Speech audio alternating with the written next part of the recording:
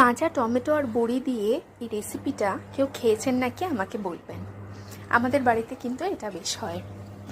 বড়িটাকে প্রথমে শুকনো খোলায় ভেজে নিয়ে অল্প একটু ঘি বা সর্ষের তেলে ভেজে নিন, দেখবেন সব তেলটাই টেনে নিয়েছে। তারপরে কাঁচা টমেটো নিয়ে নিন। এই টমেটোগুলো কিন্তু কাঁচা থাকতে থাকতে এরকম লালচে কালার হয়ে গেছে। এবার সর্ষের তেলের মধ্যে কালো জিরে ফোড়ন দিয়ে টমেটোগুলোকে দিয়ে দিন স্লাইস করে কেটে। তার মধ্যে দিয়ে দিন নুন আর কাঁচা লঙ্কা। এবার ভালো করে নাড়তে থাকুন। দেখবেন নাড়তে নাড়তে টমেটোর মধ্যে থেকে যেন জল না বেরোয়, কারণ আমি ওর মধ্যেকার যে বীজগুলো ছিল, যেগুলো অ্যাকচুয়াল জল বেরোয়, সেগুলোকে আমি বাদ দিয়ে দিয়েছি। সেগুলো অ্যাকচুয়াল বডির জন্য খাওয়া ঠিক না, তো বীজগুলোকে বাদ দিয়ে দেওয়াই ভালো।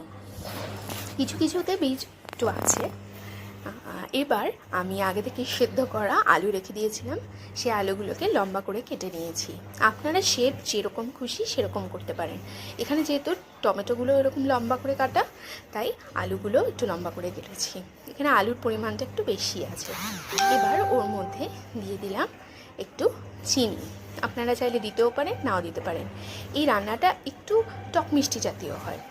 এর মধ্যে দিয়ে দিলাম একটু ধনের গুঁড়ো, একটু জিরের গুঁড়ো দিয়ে এবার ভালো করে নাড়তে হবে।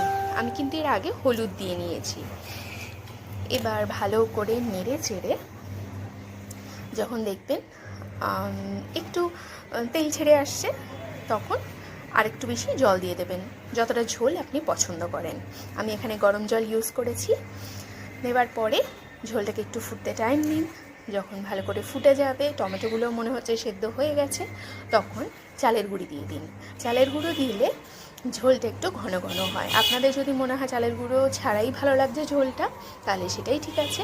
এরপরে নামানোর আগে যে ভাজা বড়িগুলো ছিল, সেই বড়িগুলোকে দিয়ে দিন। এখানে কিন্তু আমি বড়িগুলোকে ভাঙিনি, বড়িগুলো একদম অ্যাজ ইট ইজ যেরকম ছিল সেরকমই আছে। এবার একটু নাড়িয়ে চাড়িয়ে নামিয়ে নিন।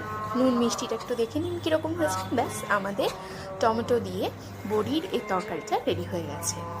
খেতে খুবই ভালো লাগে। আপনারা জানাবেন কেমন।